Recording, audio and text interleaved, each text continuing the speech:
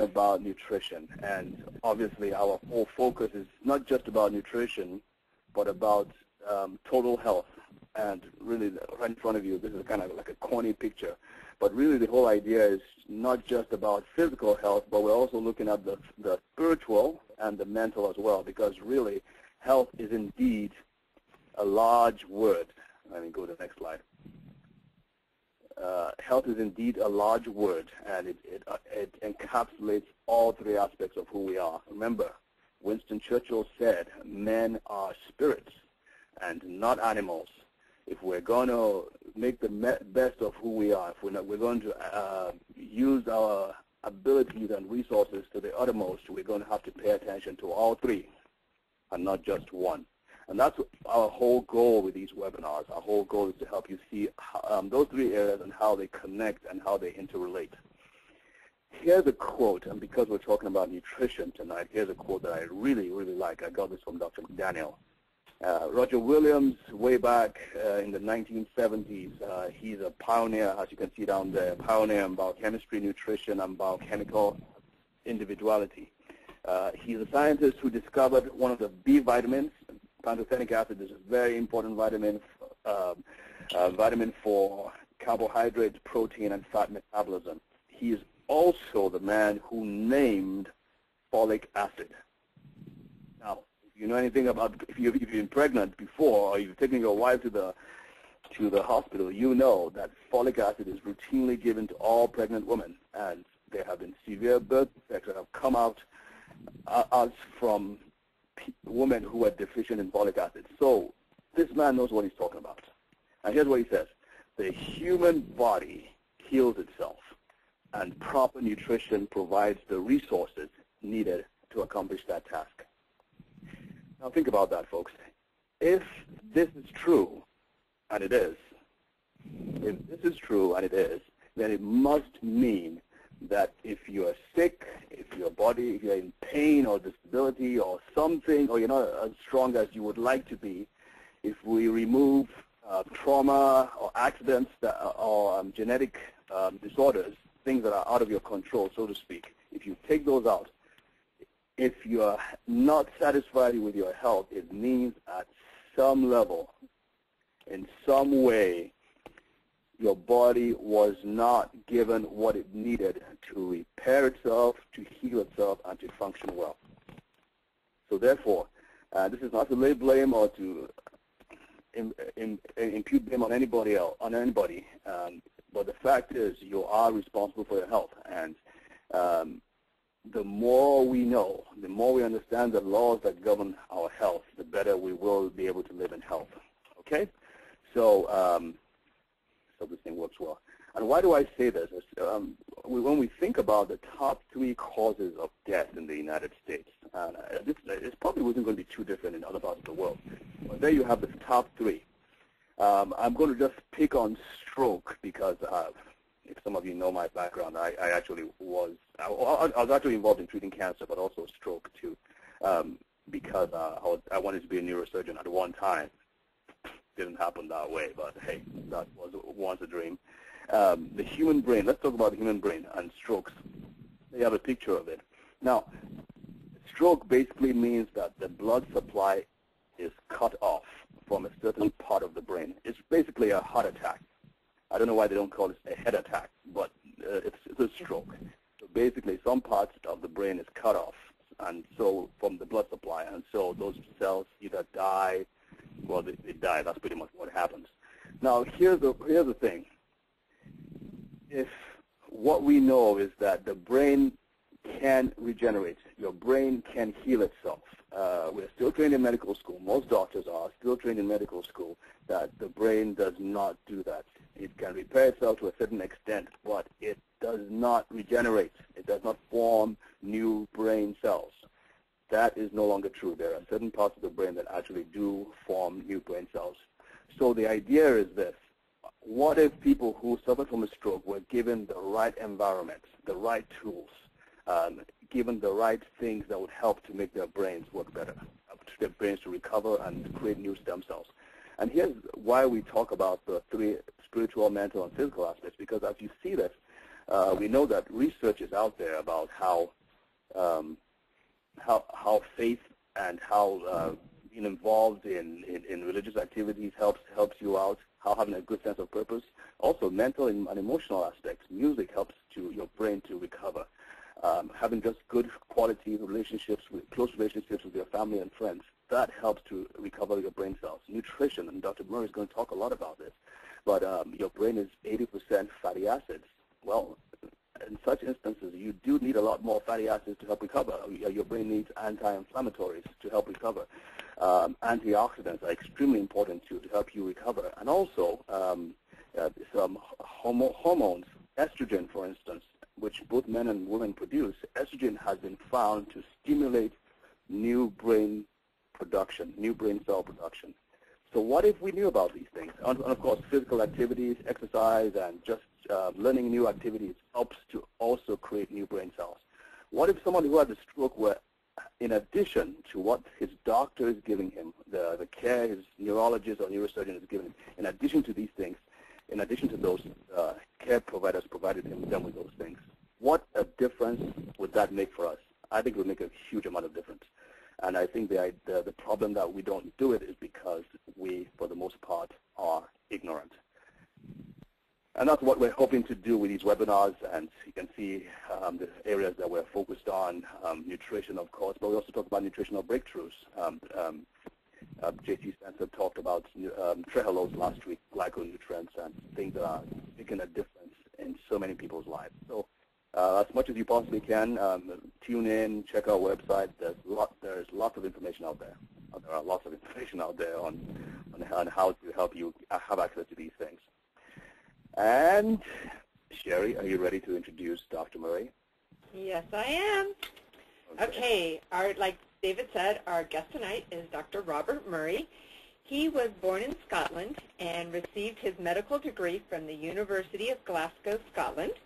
He interned at Victoria Hospital, London, Ontario, and then completed a further year of postgraduate training at the University of Michigan in the U.S., where he was awarded an MS in physiology. This was followed by 3 more years of graduate research in biochemistry at the University of Toronto, Canada, culminating in him being awarded a PhD degree. Dr. Murray is currently Professor Emeritus at the University of Toronto. Dr. Murray had a distinguished teaching and research career at the university, during which he received faculty and alumni awards for teaching, trained more than a dozen graduate students, published over 50 scientific peer-reviewed papers, authored multiple textbook articles, and has been the senior editor of the last 7 editions of Harper's Biochemistry, which is one of Dr. David's favorite books, as he's shared with us many times. So we are very honored and just so glad to have Dr. Murray with us here tonight. So are you ready for me to show your screen, Dr. Murray? Is it showing? Okay, I'm going to make it yours now. A little thing's going to pop up that's going to say, yes, make me the presenter. If you accept that, then we will see your screen. Okay, when ready, it says show my screen. Is that what I? Yeah, just click on that. Yep. And in just a moment, there, now we see your screen. Perfect. Okay, and how do I get rid of the stuff on the right-hand side? There are those 2 arrows. To the left of the plane, you see a narrow sliver, and you see 2 arrows next to each other. Just if you click on those 2 arrows, that should minimize it. You mean at the top right? Top left of the blue panel. Oh, I see. Okay, yep. You got it. Great. Yeah. Okay, thank you. Thank you, David and Sherry, for the introduction and for inviting me to give this webinar. Good evening to all of you who may be listening. I'm up in Canada where it's pretty cold and there's a lot of snow coming this weekend. So tonight, basically, I'm going to be presenting some basics on nutrition. If you have any questions, this is my email number, and I have given a glossary of all the terms that I'll be using in this talk, and you may get you can get hold of that subsequently from Sherry. Okay, so we'll go to the next slide. It's not moving. Oh, there we are. Okay, so I want to make it clear that this presentation is solely for educational purposes and has no commercial connections. The information presented is fairly basic. If you're already knowledgeable, learn much new from this particular session. So it's mainly at a basic level. Okay, there are some references. In particular, I'll be referring to Dr. Willett's book. He is a professor of nutrition at Harvard.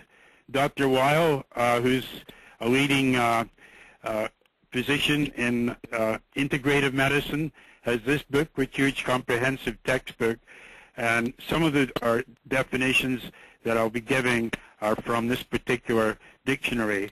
And of course there are hundreds, if not thousands, of books out there, a whole miscellaneous bunch of people who dispense nutritional information. A kind of nutritional strategy that Dr. Willett, whom I mentioned in that first book, which is available, I believe, for about $15 or $16. It's a very good book. He has this weight, and you can check the appropriate weight for your size, etc., from tables.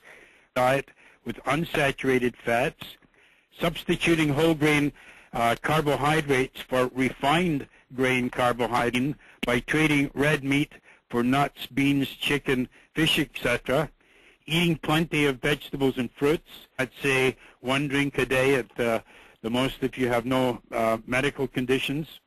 Taking a multivitamin preparation for insurance, and the exercise according to your age and informed judgment will help to clarify his recommendations, that you will be able to understand the science of some of the above recommendations.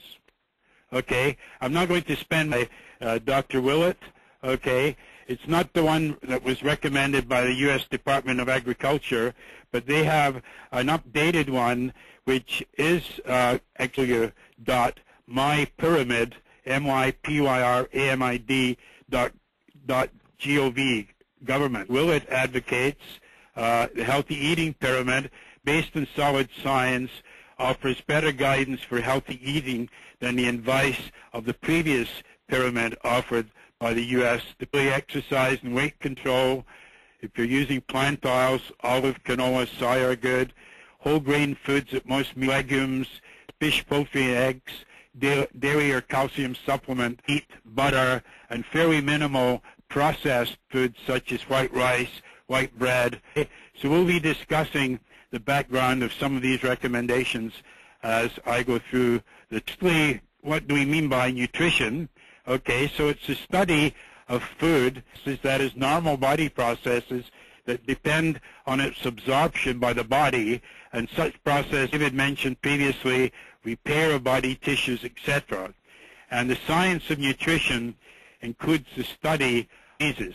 I will not comment on any of the quotations at the bottom of the slide. You can look at, okay, so a definition of a nutrient, a substance that must be consumed as part of the diet to provide a child or adolescent, okay, production. And the main nutrients include carbohydrates, vitamins, okay. Now one thing I want to talk a little bit about, the word essential in a nutritional sense means that a particular nutrient cannot be made in the body, it must be supplied in the diet. And rigorous experiments are required to prove that a substance is the effects of deletion of the substance from the diet. And in my opinion, the word essential should not be used for a nutrient. Okay? Among essential nutrients are certain amino acids, not all amino acids, certain fatty acids. Amino acids and fatty acids are not essential. They can be made in the body in sufficient amounts to maintain health. Okay? Overview of metabolism and its two components. Metabolism is made up of degradative reactions, which we call metabolism, and synthetic reactions that are called anabolism. And there's also one other concept here that's important in regard to nutrition, and that is the process of what we call fats or proteins. By hundreds of different reactions, they are broken down to simple molecules, and the energy in them is trapped in triphosphate, ATP. So this is the breakdown of, say, proteins to individual amino acids. This is degradation, different reactions involved in the breakdown of carbohydrates, fats, and proteins, and all of them are governed by individual different enzymes. So we have more or less actions that are going on in the body.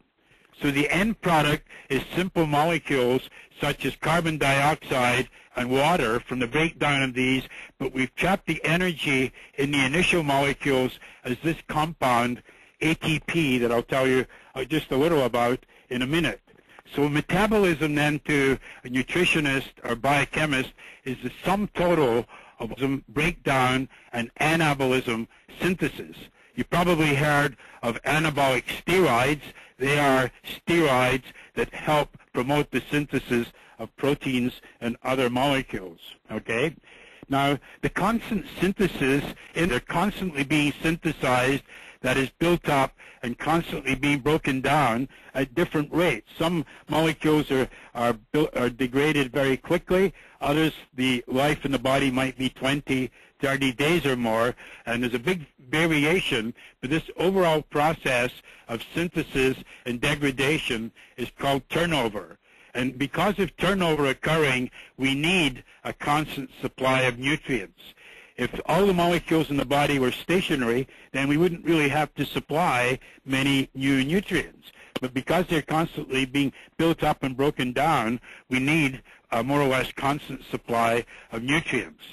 And without going into details, we can equate calories with this molecule, ATP. Was there a comment there? Oh, yes, Dr. Murray. My understanding was that sometimes when there are times when the calorie needs or the nutrition needs increase and when they decrease, like times of stress, times of exercise, and all those things. So does that affect how the body uses the nutrients? It can do. Generally speaking, though, if you're doing, for example, exercise, or on the other hand, very often patients with certain health problems, they go into what we call a catabolic phase. They're breaking down molecules, and in both cases, if we need more calories, or if a lot of the molecules are being broken down, then we would increase the supply of carbohydrates, fats, and proteins. I don't want to go into individual differences in all the reactions of metabolism that are occurring in a variety of different conditions. I'm just trying to get the general picture of breakdown and synthesis, and that the energy in the molecules must be trapped as a useful molecule. If it was just liberated as heat, that would not be useful to the body. So we have to trap the energy in carbohydrates, in fats and proteins as a molecule that the body can use, and that molecule is in fact ATP. Okay? So this is catabolism, breakdown, degradation, produces energy. Okay, that energy is equivalent in biochemical terms. I know energy means many different things to many different people, but in terms of nutrition, energy can be more or less equated with this particular molecule. So when we break down these molecules, we get carbon dioxide and water, and there are in fact many hundreds of reactions are involved. I only show a few here, and each one is governed by a different enzyme. So in our body, there are at least 10,000 different enzymes, each governing or catalyzing, speeding up a different reaction. Okay? On the other hand, in synthesis or anabolism, it uses the energy that was produced from the breakdown of molecules, that energy being ATP, which is a molecule whose energy can actually be used by chemical reactions in the body. So we build up complex molecules from simple molecules, and we build up complex carbohydrates, we build up various fats and lipids, and we build up proteins from amino acids. And all these reactions need energy, and most of that energy is provided, without going into details, by this key molecule, ATP, okay? So many hundreds of reactions, in fact thousands of reactions are involved, each again catalyzed by a different enzyme. The enzymes breaking down molecules are different from the enzymes that build up molecules, so that there are thousands of different enzymes in our body, and the information for each enzyme is basically stored in a different gene. Okay, so I don't expect anyone to even remember what ATP looks like, but I'm going to show it, because otherwise you may think I'm talking about some mythical molecule. But this molecule has been intensely studied by biochemists. It has 3 phosphate groups, 1 phosphate 2, 3. This part here is adenine, okay, joined to a sugar, and that makes it adenosine. And it's this part of the molecule in which the energy is available for different reactions, okay? Now, so when you take in nutrients, the energy in them is converted mainly to ATP, okay? If you're interested in this topic, then you'd have to consult a biochemistry textbook. But this is really in human, animal, bacterial, all cells of life, okay? Now, another important point that many of you are familiar with, probably to some extent if you're interested in diets, is the caloric value of nutrients. Okay, when we burn, if you like, a gram of carbohydrate, it will yield 4 calories per gram. The most energy-rich or energy-dense nutrient is fat, which yields 9. Proteins, amino acids, yield 4 calories per gram. Ethanol is fairly calorie-rich, so if you're drinking a lot, you're going to probably put on weight, okay? And water yields no calories. So the most energy-rich nutrients are the fats, okay? Now, 1 calorie, you can read this yourself, is the classic definition, is it raises the temperature of a gram of water from 14.5 to 15.5 degrees centigrade. Actually, the units used in nutrition are kilocalories. That's 1,000 calories, but they're referred to as calories, okay? And the above facts are really basic to understanding diets, okay? The caloric value of nutrients, okay? Now, calories, in fact, are very important. And Dr. Willett recommended normal weight, maintaining a normal weight through adulthood. In general, most of us, if we're in a healthy state, the calories in equal the calories out, and we maintain constant weight. Okay, that's the stop line. Okay, if calories in exceed calories used up by basic normal body processes and exercise, then we will gain weight. If the calories out used exceed the calories in, then we're going to lose weight. Now, in periods of growth, for example, childhood, pregnancy, the caloric intake must allow for growth. In general, stability of weight within the normal range is an indicator of wellness, although you may be incubating various conditions that you do not know about, okay? And tonight we shall not discuss the subject of obesity and its possible risks. And I will not be making specific recommendations about the amounts of calories that different individuals should take in, or the amounts of vitamins, or the amounts of minerals. If you want that information, you should check it out yourself, or you should consult a healthcare professional or a nutritionist, okay? I don't want to get into how many calories are recommended for a normal adult, etc. Okay? Now, a next and very important component of the body is, of course, water. And 60 to 70% of our body weight is water. And we can survive for 50 days or more without food, but we cannot survive more than a short time without water, okay? The purity of the water supply is, of course, a critical issue in all societies. Right now we've been reading about an epidemic of cholera in Zimbabwe, okay?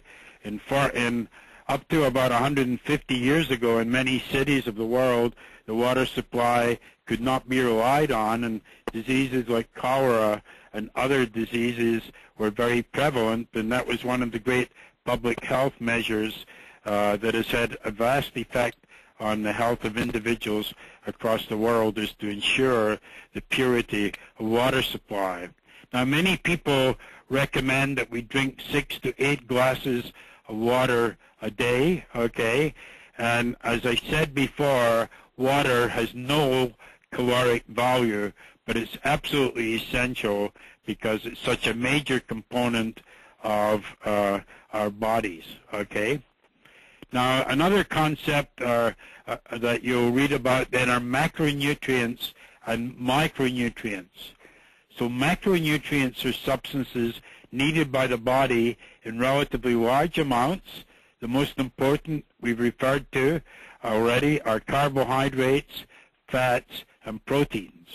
Micronutrients are substances needed by the body in small amounts, and they include vitamins and minerals such as calcium, iron, and these other minerals that are listed here, some of which are needed only in very, very small amount. But most of these are required for health, okay? So the first thing type of macronutrient we'll look at is what are carbohydrates, okay? And as the name suggests, they're molecules made up of carbon and water, hydrate. They're basically substances made of carbon and water, okay? Carbon, water, carbon, hydrate. Now the terms saccharides and sugars are more or less used interchangeably with the term carbohydrates. Carbohydrates are often classified as simple, the classic simple carbohydrate being glucose, or complex, made up of many sugar molecules. Simple carbohydrates are generally made up of just 1 or 2 sugars, okay? And in general, the name sugar, although I said it's interchangeable with carbohydrate, it does refer to a fairly simple carbohydrate. And there are several hundred simple carbohydrates in nature and thousands of complex carbohydrates. Now, a polysaccharide is one type of complex carbohydrate, okay? So poly means many sugars linked together, and that's what a polysaccharide is. It's a molecule made up of, say, hundreds of sugars linked together. And it may contain only one type of sugar, for example, starch, and animal starch, which is glycogen. That is the way humans store glucose in their liver and muscle, as this molecule, glycogen. They contain only glucose, okay? But other polysaccharides may contain 3 or 4 or 5 or 6 different sugars. And polysaccharides may be straight-chained or branched. I'll show you an illustration of that in a minute. And the most familiar carbohydrate that we've all familiar with is, of course, glucose. And here we see the structure of glucose. There's a carbon here, here, here, and here. So glucose is 6 carbons. And if you look at these individual groups, you'll see that these resemble the elements of water. Hydrogen and OH hydroxyl make water, so hence the name carbon hydrate water, okay? And in glucose, the position of these groups around this ring structure is quite specific. This is precisely the structure of glucose. Now, as you know, most of you have probably heard of this sugar, galactose, and if you look at it, there's only one difference between galactose and glucose, and that's the position of this HO, O for oxygen, H for hydrogen. We call that a hydroxyl group. In galactose, it's above the ring, and in glucose, it's pointing down, it's below the ring. Okay, that's the only difference between these two sugars, is the position of that particular hydroxyl group. So they're quite closely related. And also another closely related sugar that many of you have heard about is mannose.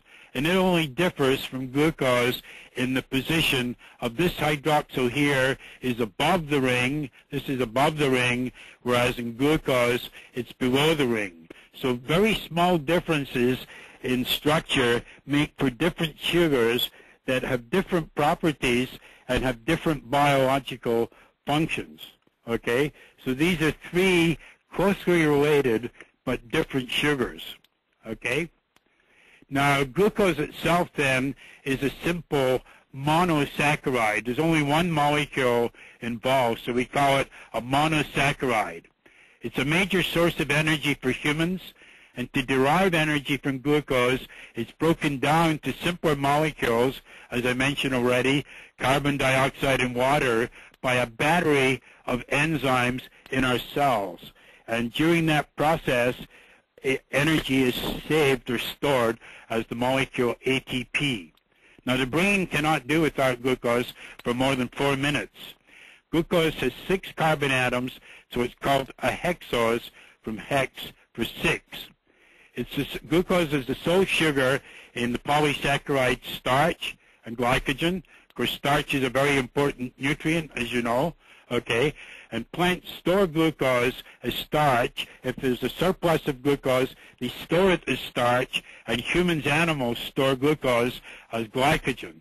They're both very similar molecules, and they're both polysaccharides, and when we need the glucose in them, the starch and the glycogen can be broken down to glucose by enzymes in our gut to supply glucose for energy. That's the case for starch. In glycogen, it's in our muscle and our liver, and the liver and the muscle have enzymes that can break down glycogen, and the liver can release the glucose from glycogen into the blood, and it can, say, travel to muscle where it's taken up, maybe needed as an energy source in muscle. Now, another important polysaccharide on the planet is cellulose, which is also made up of glucose, but the linkages, the chemical linkages between the glucose molecules in cellulose are different from starch. Humans do not digest cellulose because we do not have enzymes that act to break it down. Cattle can because they have an enzyme called cellulase. So it acts on cellulose to break it up. We use this suffix, this ending, ASE, to indicate an enzyme that will break down a molecule, in this case, cellulose. Okay? So that's an important enzyme in cattle, but not in humans. Now, there are, as some of you know, other simple sugars, monosaccharides, okay, xylose, fucose, galactose, mannose, galactosamine, glucosamine, many of you have heard about because it's widely used as a supplement to help manage the degenerative arthritis, osteoarthritis. And then this is a more complex sugar with 9 carbon atoms. And these are all found in humans, all these sugars, and they're found, for example, in the sugar chains of glycoproteins, which are proteins that have sugars attached. And these sugars are an important part of glycoproteins. About a half of the proteins in humans are glycoproteins, and we have a minimal number of about 25,000 proteins in our body, and about half of these have sugar attached, which confers various properties to the glycoproteins that I won't discuss tonight. Okay, now some of these can be made, at least in part, from glucose via a variety of enzyme reactions. Most of them can also be obtained from plant sources, for example, from the breakdown of plant polysaccharides. There are thousands of polysaccharides in plants made up of different sugars, and when we take them into the gut, they can be broken down by enzymes in bacteria in the gut. Our own cells do not possess the enzymes to break down most of these complex plant polysaccharides, but bacteria in our gut do possess these enzymes that can break down polysaccharides to relatively simple sugars. Okay? Now, there's 3 important disaccharides of interest to humans. A disaccharide, then, is 2 sugars linked together. Okay? Lactose is the first sugar that we take in after birth. It's the sugar in breast milk. It contains galactose linked to glucose. So it's a disaccharide, and this bond can be split by the enzyme lactase, which will liberate galactose and glucose, both of which can be absorbed across the gut and travel in the blood to the different tissues of the body, and there be taken up and used for different purposes. Now, maltose is also a disaccharide, but it is made up of 2 molecules of glucose linked together, okay, different from lactose. And sucrose, that is table sugar, this contains glucose, but linked to another sugar called fructose.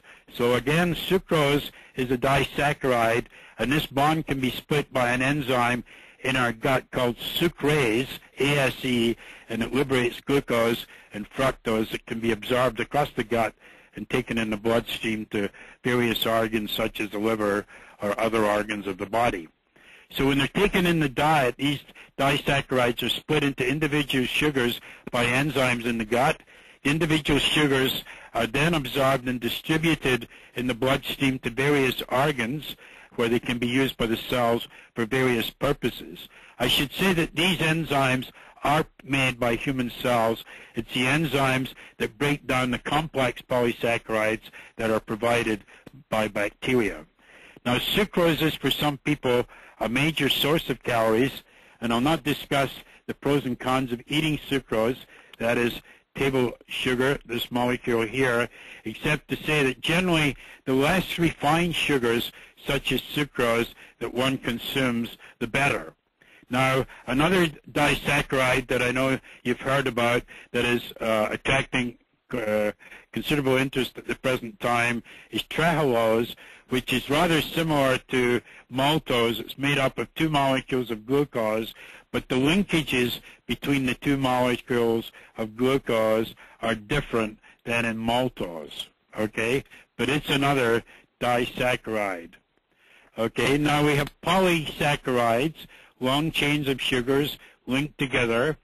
Starch from vegetables and fruits is a major nutrient made up solely of glucose, and it can be digested, broken down in our gut to glucose by an enzyme called amylase, plus some other enzymes. Humans and animals store glucose after a meal, for example, in muscles and liver as glycogen, which is similar to starch. Glycogen is broken down by enzymes in the muscle and the liver to glucose when energy is needed. Fruits and vegetables contain many different polysaccharides. There are thousands of different polysaccharides in plants, okay? And some of these, when taken in, can stimulate the immune system in the gut. Others, when they're digested to smaller fragments, if you take a long polysaccharide and break it up into smaller fragments, say of 2 to 20 sugars, we call these oligosaccharides, from the Greek oligo, meaning a few sugars, and that can be anywhere from 2 to 20, okay? Enzymes present in bacteria in the gut will break down these plant polysaccharides, and the molecules, the oligosaccharides, some of them stimulate the growth of healthful bacteria in our gut. These healthful bacteria, as many of you know, are called probiotics.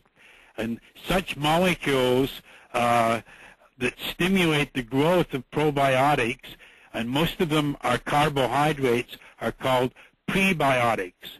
So the molecule that stimulates the growth of a probiotic is a prebiotic, whereas the probiotic is actually bacteria. This is a chemical, these are chemical molecules, and these are actual healthful bacteria. So probiotics and prebiotics are subjects of great interest at the present time. You can check this out for yourself. Okay, here it gives you an idea of the structure of starch and actually glucose too. It's a polysaccharide. I've only shown part of it. It could be hundreds of glucose units linked to each other, and there can be branches, so it's a branched polysaccharide. If there was no branch, it would be called a straight chain polysaccharide, and each of the circles is glucose, and each glucose is linked to the next glucose by a chemical bond, okay? So starch then can be broken down by enzymes in the gut, the glucose that's absorbed. On the other hand, in plants, starch is built up by different enzymes from glucose, okay? And the same applies to glycogen. Glycogen can be broken down to glucose, or it can be built up from glucose to form glycogen. So they're highly branched polysaccharides made of glucose. Okay, so another concept that many of you have heard about, an important nutritional concept, is glycemic index, or GI. And basically, the GI measures how rapidly a food increases blood glucose levels.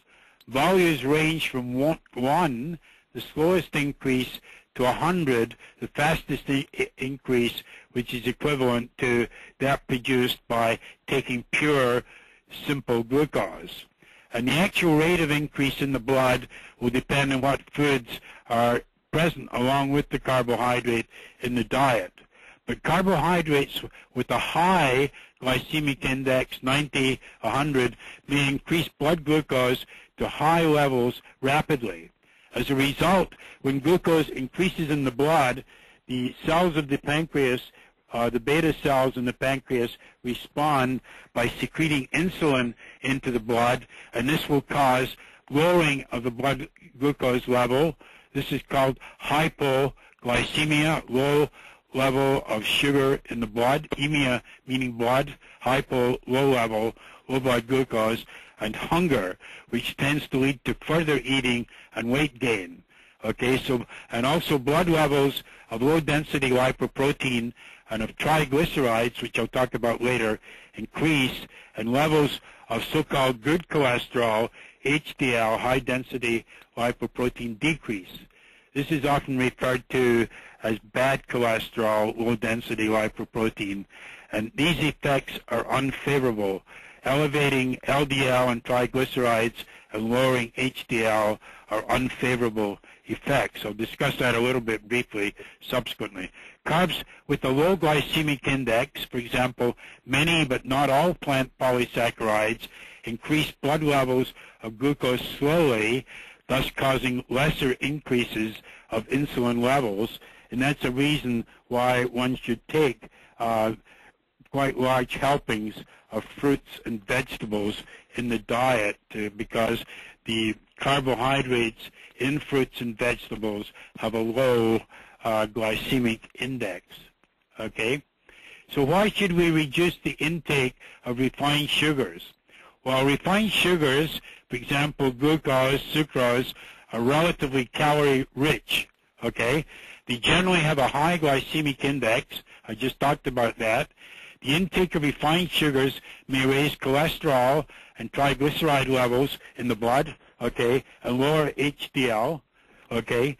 Unrefined carbohydrates, for example, present in plant polysaccharides generally have a lower glycemic index, partly because it takes time for the polysaccharide to be broken down by the enzymes in the bacteria in the gut. And plant carbohydrates, because they're unrefined, they also contain certain valuable micronutrients that are not present in highly refined sugars. If you refine and purify sugars, you lose these valuable micronutrients, certain vitamins and minerals that I already referred to. And certain plant polysaccharides may stimulate the immune system in the gut beneficially. And as I said before, some plant polysaccharides are broken down in the gut to prebiotics, that is, molecules that stimulate the growth of healthful bacteria. But glucose and sucrose and galactose and mannose do not act as prebiotics. So if you're taking in plant polysaccharides, then you're getting the benefit of this prebiotic effect. Okay? Now another type of polysaccharide, once again, it includes materials such as cellulose, pectin, which is a polysaccharide, and gum. In fact, the term gum is a term that refers to plant polysaccharide. So all of these are polysaccharides, many sugars linked together. And fiber is divided into soluble and insoluble classes, okay? Some of the fiber is soluble in water, dissolves in water, other does not. Now, fiber helps delay the absorption of sugars in the gut by binding them, and thus it lessens the so-called insulin spike after a meal that I referred to previously, which is beneficial. On the other hand, early reports that fiber diminishes the risk of colon cancer have not apparently been confirmed. Okay, so now we're going to turn to a discussion of, I'm just checking the time here, of lipids and fats. Okay, the term lipid refers to a group of molecules that is insoluble in water but soluble in certain other solvents such as chloroform. And it includes fatty acids, fats, which are called triglycerides, or this more complex name, these are the same thing, cholesterol, and a number of other types of molecules. So lipid is a class name for a whole variety of different molecules, fatty acids, fats, cholesterol, etc. And the molecules that carry cholesterol and triglyceride in the bloodstream are called lipoproteins. They're proteins that carry lipid, okay, cholesterol, triglyceride. And the main ones are low-density lipoprotein and high-density lipoprotein. The actual cholesterol in LDL and HDL is identical. It's the fate of the cholesterol in these two types of molecules that is different, making one so-called bad cholesterol and the other so-called good cholesterol. But the cholesterol itself is the same molecule. Now, fatty acids are a very important group of molecules in the human body.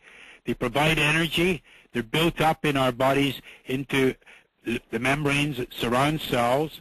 A major component of all cell membranes are these lipids, fatty molecules. There are many different types.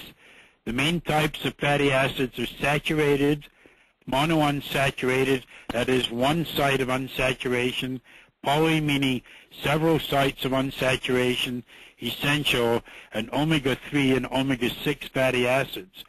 Two fatty acids are considered essential, linoleic acid and linolenic acid, both of which are polyunsaturated fatty acids, and they have 18 carbon atoms. And fatty acids are the key building blocks of the fats, okay? The name for fat is triglyceride, but a fat then is a subclass of a lipid. It's one particular type of lipid. And it's these fats that accumulate in the fat cells in obesity.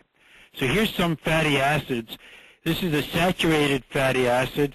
It's made up of this long chain of molecules, and this is the acid part, and this part is the other end. If you have one double bond indicated here, then that makes it a monounsaturated fatty acid.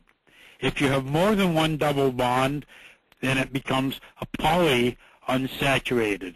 The double bond is indicated by the two horizontal lines here. And the major fatty acids in our bodies have anywhere from 16 to 22 carbon atoms. If we counted that up, there'd be 16 to 22 different carbon atoms, okay? So then the next question is, I think some of you will be interested in this because there's so much interest in these molecules. What is an omega fatty acid? Well, it's just a fatty acid, okay? Here's the acid group. Here's the long chain again. But instead of numbering the fatty acid from this end, that was the classical, the old method, we number it from the methyl end. This is the last carbon, the omega carbon in the fatty acid. And if there's a double bond between carbon 3 and 4, that is an omega-3 fatty acid. If there's a double bond between 6 and 7, but not in 3, then that would be an omega-6 fatty acid. So basically, these interesting fatty acids are named from this end of the molecule, whereas the old system used to be the number, this is 1, 2, 3, 4, 5, 6. The omega nomenclature is from the other end, this being the last carbon, and it has a methyl group. CH3 is a methyl group, hence the name omega fatty acid. And the above fatty acid is one of the important omega-3 fatty acids. It's icosapentaenoic acid, EPA. If you're interested in omega-3 fatty acids, you'll have heard of that. Okay, where does the name come from? Icoso is Greek for 20.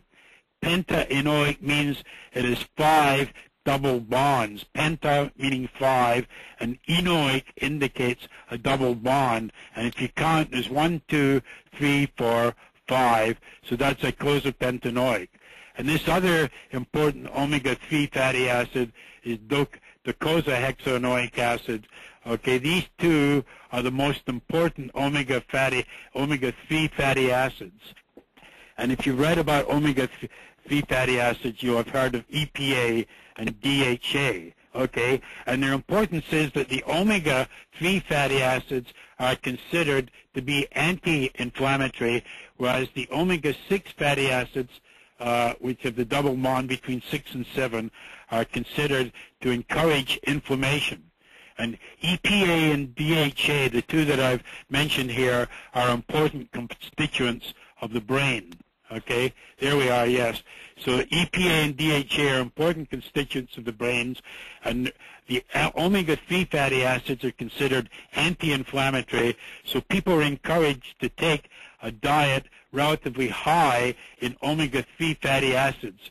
Most of our diets, in fact, are elevated in omega-6 fatty acids, and it's much better, there's a lot of evidence to support this, to have diets that are rich, relatively speaking, in omega-3 fatty acids, the two most important of which are these indicated. Okay, so the omega-3 are anti-inflammatory, omega-6 pro-inflammatory. Many of us are taking too much omega-6. The two major omega-3 I've mentioned, okay, they're important in the brain and other sites, and there have been many studies showing beneficial effects of these, particularly cardiovascular, beneficial cardiovascular effects. One gets these from certain fatty fish, okay, salmon, mackerel, from fish oils, or as supplements of the pure fatty acids. And there is some concern about the presence of mercury in certain fish. On the other hand, distilled preparations of these two fatty acids do not contain mercury. If you distill the fatty acids, you get rid of the mercury, and these are pretty safe. So if you're starting omega-3 fatty acids, it might be wise to talk to a healthcare provider. Okay? Now I want to show you the structure of a fat. Okay? The fat, in fact, is a class of a lipid. It's a subclass of a lipid. It's a specific type of molecule. It's called a triglyceride. Okay? It is 3 fatty acids, hence the name tri, and this part here is glycerol. So that explains the name. 3 fatty acids, 1, 2, 3, joined to glycerol, and that is a triglyceride or a fat. Okay? So triglycerides are energy rich because they contain 3 fatty acids, and when these fatty acids are broken down in the body, they provide a very large supply of ATP. Okay? And the fatty acids are linked to glycerol. So another important issue that many of you have heard about is what is a trans fatty acid? Okay? We know that if you hydrogenate to produce margarine that is solid, that can change the structure of a fatty acid. This is the normal shape of a fatty acid here, in which this side and this side are on the same side of this double bond here. Okay? They're on the same side. On the other hand, in a trans fatty acid, which is produced by hydrogenation, this group is on the opposite side to this group. So this is a trans fatty acid. This is a normal fatty acid. And these trans fatty acids are dangerous because if you take them in, they get into membranes. Their shape is different from the normal fatty acid, and it can interfere with the function of membranes and produce various effects. So a key fact nowadays in nutrition is to avoid trans fatty acids. So why should we reduce intake of saturated and trans fatty acids? Because it can lead to elevated levels of bad cholesterol, triglycerides, and cholesterol, and lower levels of HDL, all of which are bad effects. Intakes of trans fatty acids can have similar effects. Avoid them. Many physicians recommend lowering the intake of cholesterol for similar reasons, although some people do have contrary views. Now, this is the structure then of another lipid. We've seen the structure of fatty acids. We've seen the structure of triglycerides. Here's the structure of cholesterol. It's a complex molecule with 4 rings, and there's a total of 27 carbon atoms. And this molecule can be built up by a series of enzyme reactions in many of our cells. And this can also be used to make other molecules such as various steroid hormones. So cholesterol is a very important lipid, and again it is present in many of the membranes of our cells. Okay, it's present in cell membranes, for example the outer lining of cells, and helps to control their properties. It has a precise structure I showed you. It can be made by different cells, but most is made in the liver and carried by LDL to blood vessels. I'll show you a figure of that in a minute. Accumulation of cholesterol and other molecules in the walls of arteries is an important factor in atherosclerosis, which is the deposition of various lipids and other molecules in blood vessels, and this can result in blood clots in various arteries. Okay, I'll talk about HDL and LDL in a minute. Fruits and vegetables do not contain cholesterol, so if you're taking a vegetarian diet, that's good. They do not provide cholesterol. Cholesterol is obtained from the diet, but it can also, from meats, etc., eggs, animal products, but it can also be made by our cells. A diet low in cholesterol will lower cholesterol levels to some extent in most individuals. And the drugs that lower cholesterol levels in humans are called statins, and they act by inhibiting a key step in the synthesis of cholesterol. I won't discuss the merits or demerits of taking statins here. Okay, so cholesterol is obtained from the diet, but is made by many cells. It's absorbed from the diet, or it can be made by enzymes. It's built up from simple 2-carbon molecules, building up the 27-carbon structure. And these statins, these drugs, of which there's a wide variety now, they act by inhibiting one particular reaction in the synthesis of cholesterol. Okay? This is a diagram I quite like. This shows you LDL being made by liver cells, exported in the blood, and it can end up in the walls of blood vessels where it can contribute to atherosclerosis, but it can also go to other tissues. On the other hand, that cholesterol that is in the blood vessel can be taken up by HDL and carried back to the liver, and in the liver it is excreted into the bile duct either as cholesterol itself or in molecules that are derived from cholesterol called bile acids. So that's the reason LDL is called bad cholesterol. It's carrying cholesterol to blood vessels where it can build up. On the other hand, HDL is called good cholesterol because it can take cholesterol from the blood vessel back to the liver from where it can be excreted. Okay? So we're almost finished. I just have to cover a little bit about proteins. What is an amino acid? Well, there's an amino group and there's an acid group. This is an acid group.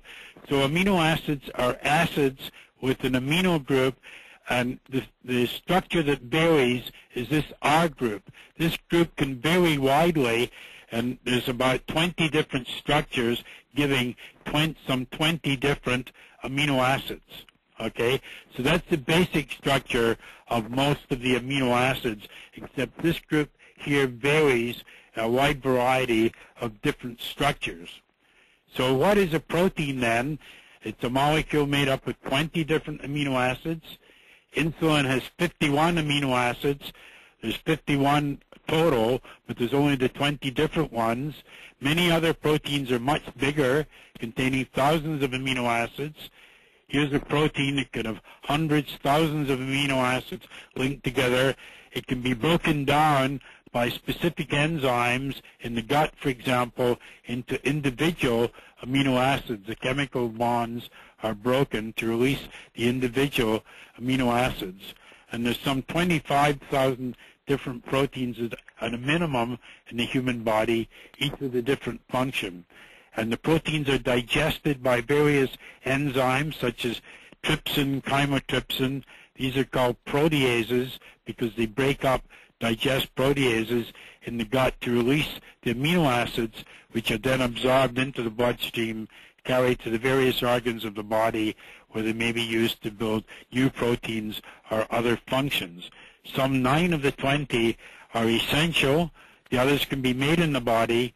If an essential amino acid is missing in the diet, then protein synthesis will stop because all 20 amino acids are needed. If one is missing, you cannot build up a complete protein, and this can cause health problems.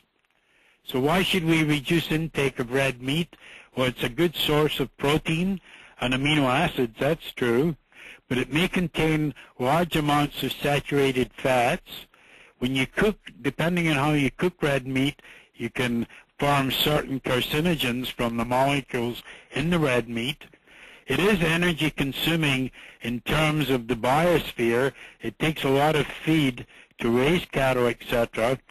If you love red meat, however, you probably will continue on it, but you should also consider other alternative sources of protein such as nuts, beans, chicken, fish, etc. Then just 2 more topics, I think, to go. I'm not going to speak about all the different vitamins, but I just want to give you an idea of how vitamins act, okay? If this is a reaction in which molecule A is converted to molecule B, this is governed by a specific enzyme, and some enzymes need a molecule called a coenzyme to act. If the coenzyme is missing, this reaction will not proceed, okay? So a coenzyme then is either a vitamin or a molecule built up from a vitamin. That's what a coenzyme is. So if molecule A, if the coenzyme or the vitamin is missing, this reaction will not proceed, and A will not be converted to B, okay? And that can cause problems for the cell. If a vitamin is lacking in the diet, any reaction that uses that vitamin as a coenzyme will not proceed. That means it's blocked, causing a vitamin deficiency disease. Okay, and you should check out the functions of the water-soluble B vitamins and see, these are the water-soluble vitamins B and C, and then the fat-soluble vitamins are A, D, E, and K. These are fat-soluble molecules. These are water-soluble molecules, but I'm not going to talk about the particular reactions that each vitamin is involved in or what the deficiency diseases are. And similarly with minerals, the reason we need minerals such as sodium, potassium, calcium, and iron is that some enzymes need a mineral as a cofactor. In this case, you call the mineral a cofactor, not a coenzyme. This is the reaction being catalyzed. An enzyme is needed. It needs a mineral for this reaction to proceed. And if it does not proceed, if the mineral is absent or deficient in the diet, this reaction will be blocked, okay? So if the mineral is lacking in the diet, the enzymes that use that mineral will not function properly, resulting in abnormal function. Important minerals, as you know, are sodium, potassium, calcium, magnesium, and most of these act to facilitate the actions of various enzymes in the body. So some final points then. It is important, we believe, to develop good nutritional habits. The earlier in life, the better, along with regular exercise. It's important to inform yourself in the principles of good nutrition and to be able to distinguish between rational and crackpot diets, okay? It's good to take questions to your healthcare personnel, questions regarding nutritional issues. Look for balanced diets rather than extreme fad diets in which you take in only one major foodstuff. It's good to have a balance of carbohydrate, fat, and protein.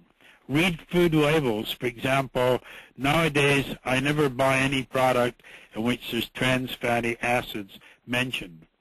Another important consideration is to keep down the intake of salt.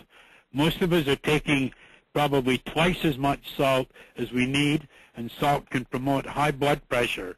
And it appears there's evidence that most of us could be taking more potassium than we are.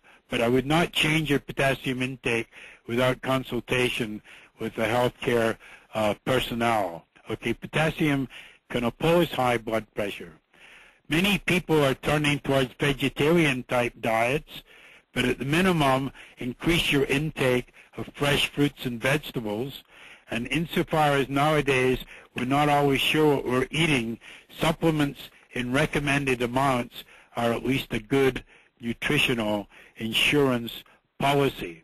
Okay, now many of the these topics here that I've listed here are all mentioned or discussed in a separate glossary that you can obtain from the website. So I thank you for your patience in listening.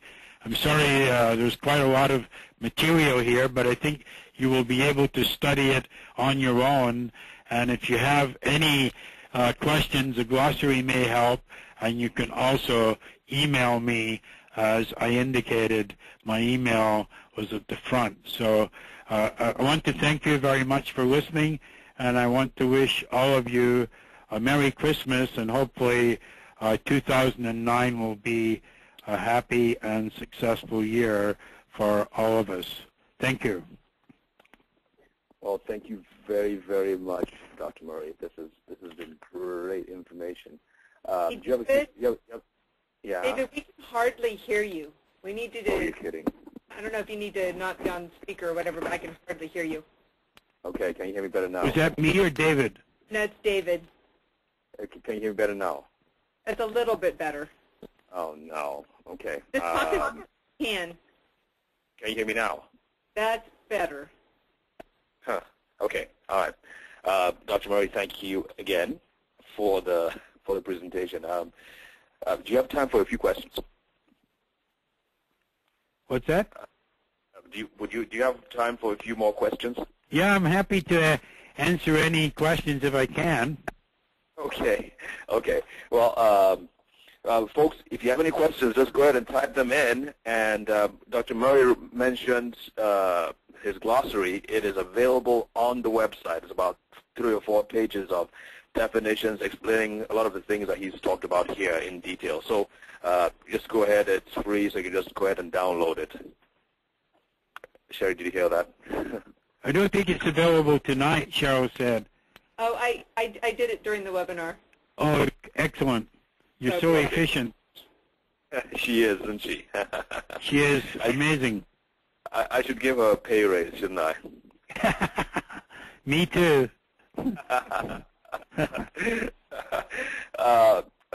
Thank you so much. There were some things that you brought out that I had never understood before, and you really helped to clarify some things. One of the questions I had was was with the HDL and LDL. This is the first time I'm really understanding that they are actually the same. They have the same structure. It's just the difference just lies in their function. Is that what you're saying? Yeah, I put the slide back on. The cholesterol, what is different is LDL is a different protein from HDL. Both are carrying cholesterol and also some other lipids, but the cholesterol is the same chemical molecule in both. It's the fact that the LDL is carrying the cholesterol from the liver to blood vessels and tissues, and if excess gets into the blood vessels, it can accumulate under the lining cells of the blood vessel, and eventually that can predispose to atherosclerosis.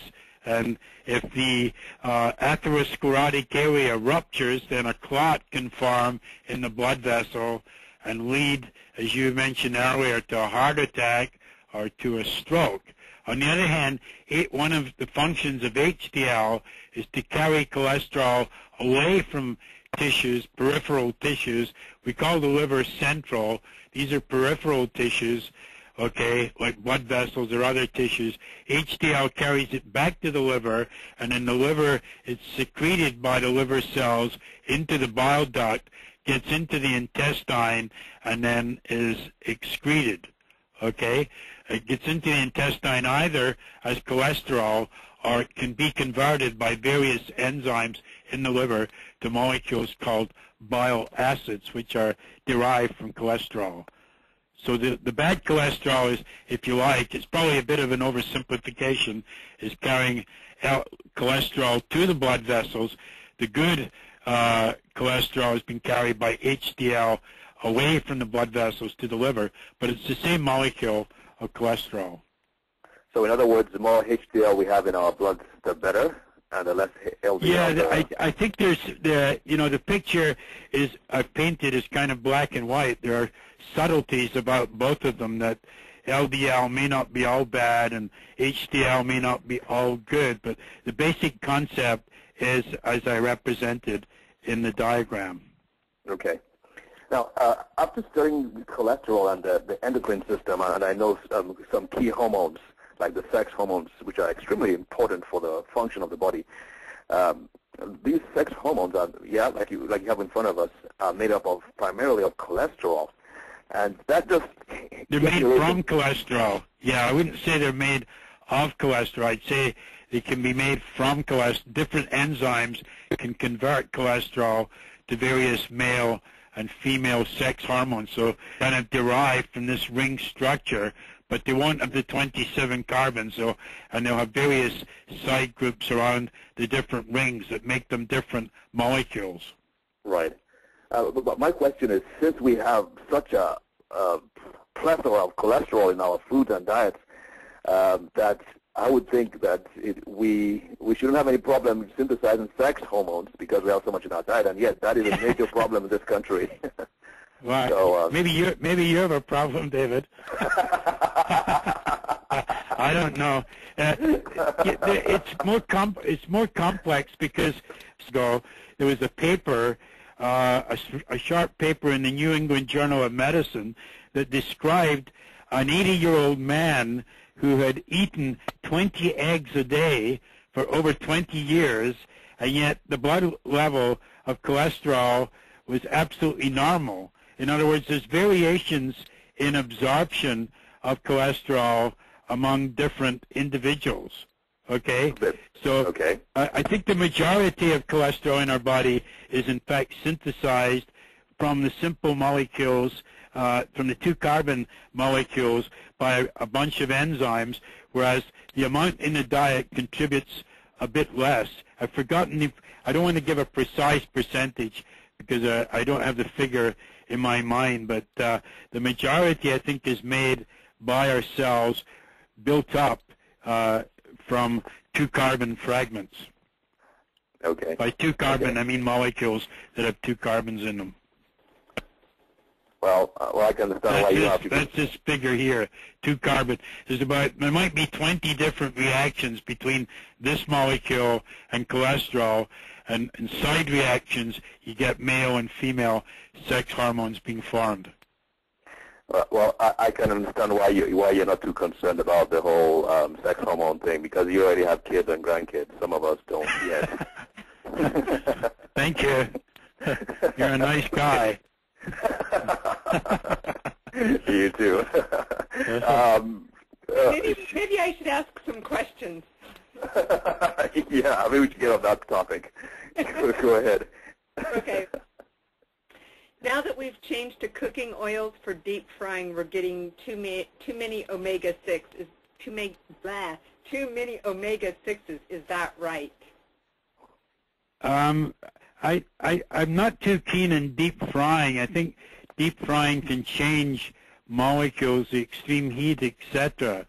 Okay, I think if we get away, that you almost have to. My advice would be, somebody else might give you different advice, is to select foods or sources that are relatively rich in omega-3 fatty acids. Like flaxseed is a plant source that can give rise to omega-3 fatty acids.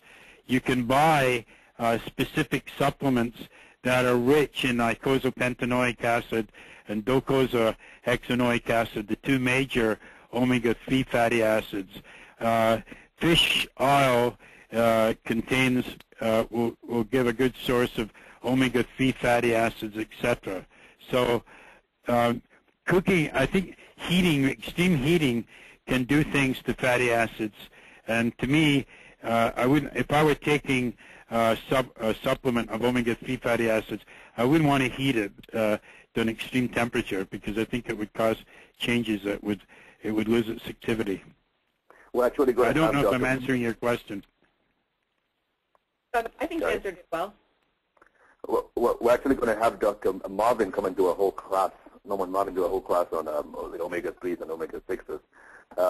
But my understanding, Dr. Murray, is that in our diet today, we should actually have a ratio of 1 to 2. Omega-3s to omega-6s should be about 1 to 2. But it's now about 1 to about 20, in some cases 30. Yeah, I think people, in Dr. Willett's book, or I was just reading tonight before the seminar, that they're advocating a higher ratio, that omega-3 should exceed omega-6. Maybe 4 to 1 omega-3, whereas I think, as you said, the present ratio is something like 1 omega-3 for many people to 20 omega-6. Which sets them up for major inflammation. Well, there's a lot of interest in inflammation, for example, in cardiovascular disease. You know, a lot of people think atherosclerosis has an important inflammatory component. Now, you know, when we make these blanket statements, there's all kinds of subtleties that we're not really talking about. But the general principle, I think, is that the omega-3 fatty acids, of all the nutrients that I have read about, they get by far the most favorable coverage in medical journals. I mean, I think all of you who keep up to any extent with nutrition journals, there's been all kinds of articles on effects of omega-3 fatty acids on different conditions. Now, some of them, they need bigger trials to establish whether the effects are real, but overall, they get excellent coverage. Mm. Yeah. Share any more? Yeah. What is the relationship with homocysteine and cholesterol? Yeah, that's a question I didn't get into. Homocysteine for a while is it's more related to folic acid and vitamin B12, homocysteine, but I think the homocysteine itself can accumulate in blood vessels and cause problems. Right now, I wouldn't want to give an authoritative statement about its effect on cholesterol levels, but it's certainly been a biomarker in which there's been a lot of interest in that high levels would have negative effects on the cardiovascular system. The precise interaction with cholesterol, I'm not, to be honest, entirely sure about. I wouldn't want to pronouncing that right now, but I think the interest in homocysteine has gone down at least slightly. It's not as big a risk factor as it was thought previously, but I would stand to be corrected on that by some expert. So I'm being a bit equivocal about answering your question. Yeah. But there has been a lot of interest in homocysteine. I'm sure if you access the web that you would get current up-to-date information. I probably should have covered it in the talk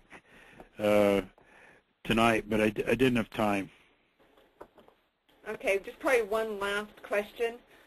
Are there enzymes in the intestine that can harvest the 6 sugars needed for cell communication from the glycoproteins in the cells of the food we eat? Yeah, there are enzymes that will, it's not enzymes so much, it's carrier molecules that carry glucose, galactose, fructose, etc., across the intestinal wall into the bloodstream. But to get these sugars in the gut, if you take glucose, a large drink of glucose, then you're going to have glucose in the intestine.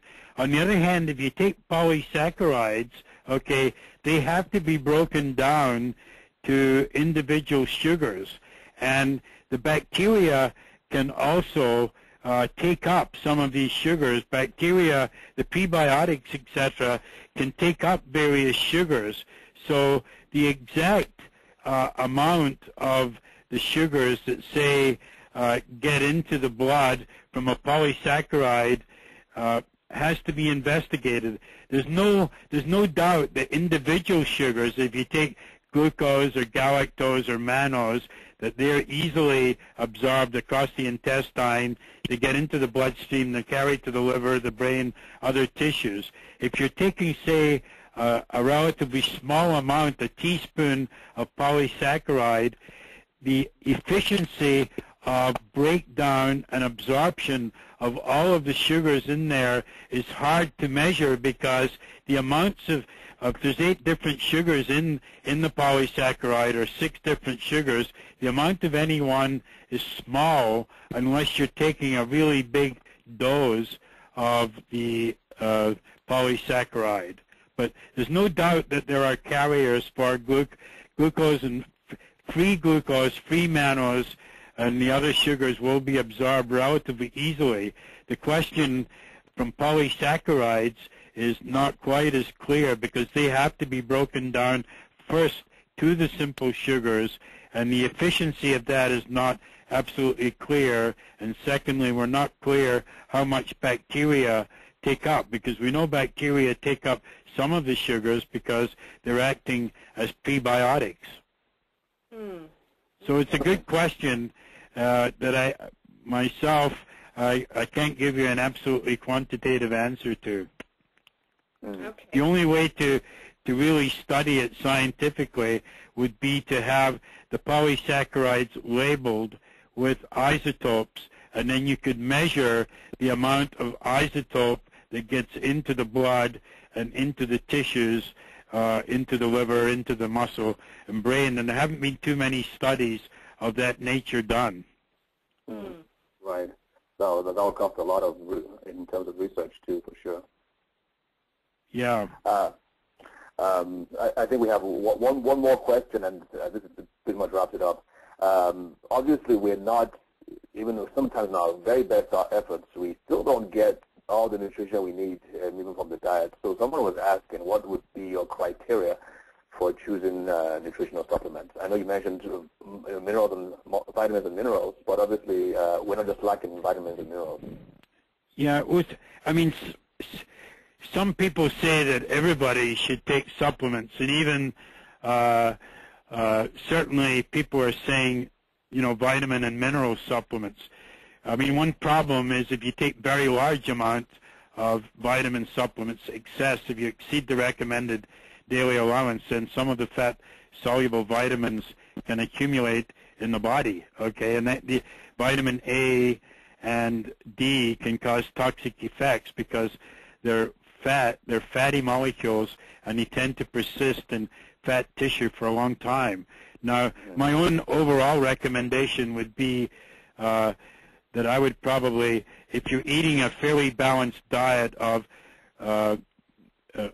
like recommended in the food pyramid by Dr. Willett, for example, of about 50% carbohydrate but with very little refined, and then maybe at the most 30% fat, but most of that fat is mono or polyunsaturated, etc. And if you're taking, if you're a vegetarian, to take mixed vegetables, a mixture of vegetables, because some people who are vegetarian, one risk is you can become vitamin B12 deficient, and the amino acids in plants are not quite the same as in the human body, so it's a good idea to take a mixture of plants, of different vegetables. But if you're taking a balanced diet, as I've tried to describe, then the main supplement I would take would probably be something that contained minerals and vitamins. Okay? Yeah.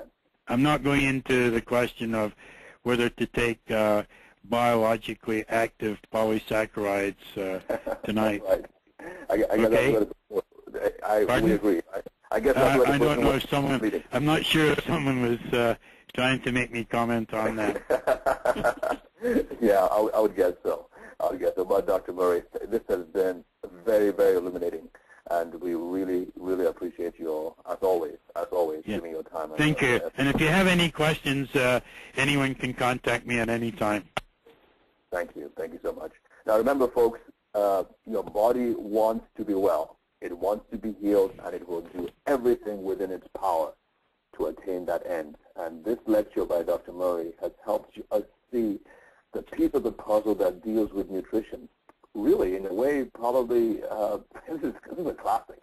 This is a classic. So please, this shall be archived. The MP3s will be available soon. So they will be available. You have no excuse not to have the knowledge of this where this is concerned. We want to wish you all a Merry Christmas and a Happy New Year. Sherry, any questions? Anything you want to add? Just thank you, everybody, for joining us. Happy holidays. Enjoy your friends and family, and we'll see you in 2009. God bless. Bye. Good night. Bye. Thank you.